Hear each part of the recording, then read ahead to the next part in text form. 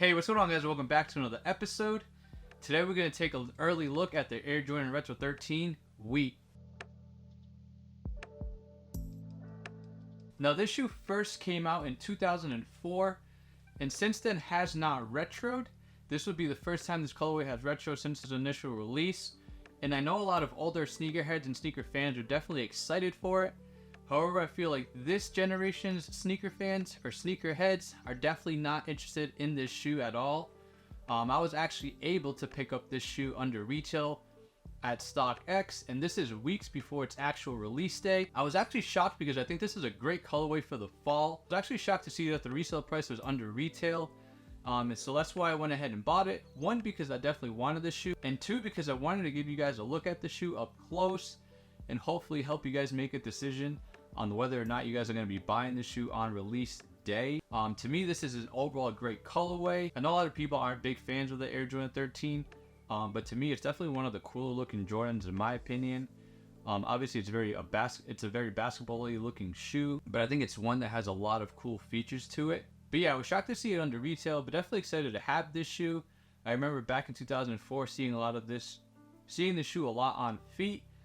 But at the time I couldn't afford the shoe. I didn't have the means to buy it, so I'm definitely glad that I was able to grab a pair now. But let's get into the shoe, guys. So starting off with the outsole here, we got that panther paw-like outsole. To me, this is one of the cooler Air Jordan outsoles. Again, it mimics a panther paw.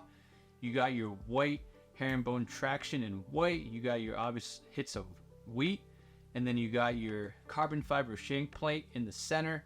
You got that cool hologram logo in green with your Jordan brand in black.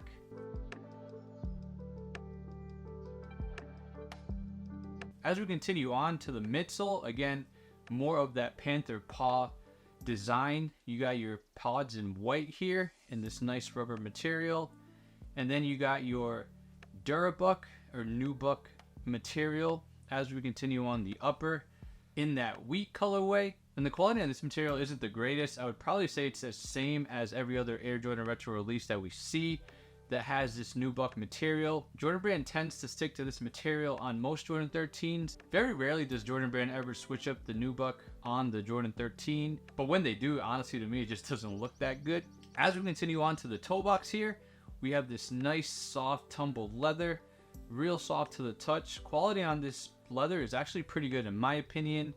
I would say it's definitely a lot better than what we've seen in previous Air Jordan Retro 13 releases.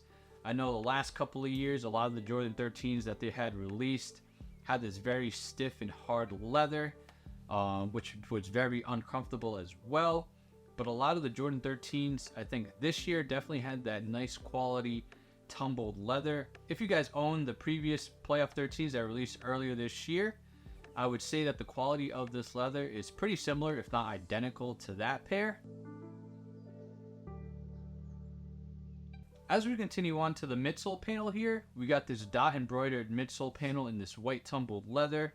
And this is supposed to resemble the whisker holes from a panther.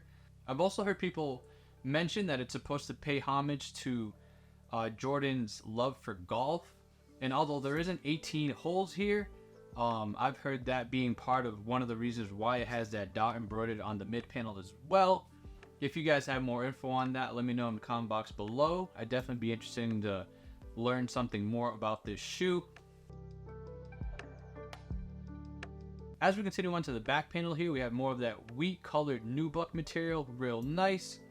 And on the back, one of the coolest things of this shoe, and one of my favorite things about this shoe as well, is the hologram that is seen on the back of the heel. It just gives the shoe an overall cool look. Moving on to the tongue, it starts off with your Jordan branding at the bottom in the wheat tag, and then the tongue is made up of this nice white tumble leather as well, similar to what's on the toe box. You have your white rope laces, and then at the top of the tongue you got your Jumpman logo in that wheat color.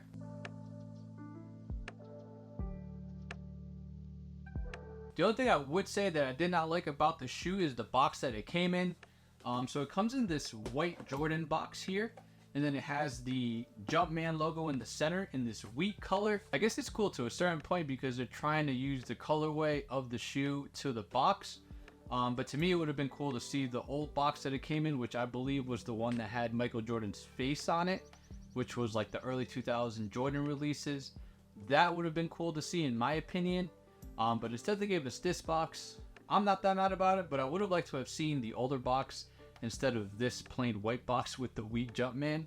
But that's just my opinion. And yeah, that's pretty much it for these guys. Like I said, just wanted to give you guys an early look at the Air Jordan 13 Wii. Weeks ahead of its release. I believe these actually are going to be releasing on November 21st for a retail of $210. And currently right now you can actually get them for way under retail like I did. If you guys are interested in that, I'll be posting that link in the description box below for you guys. But one other thing that I did forget to mention is sizing on these. So I went down half a size. I'm a 10.5 and I went a size 10 on these and they fit perfect. A lot of my Jordans now have actually been going down half a size because I feel like my 10.5 regular size have been kind of fitting a little loose. And the size 10 just gives me a little bit more of a snug fit, which I like. I don't like to be walking around with my shoe kind of like flopping. But I would definitely recommend going a half size down on these.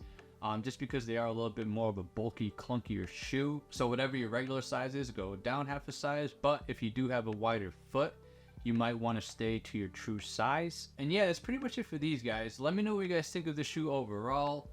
Are you a fan of the colorway? Are you a fan of the Air Jordan 13? Let me know what your favorite Air Jordan retro model is in the comment box below. But like always guys, thanks for the support. Please like, comment, subscribe. And I'll see you guys later.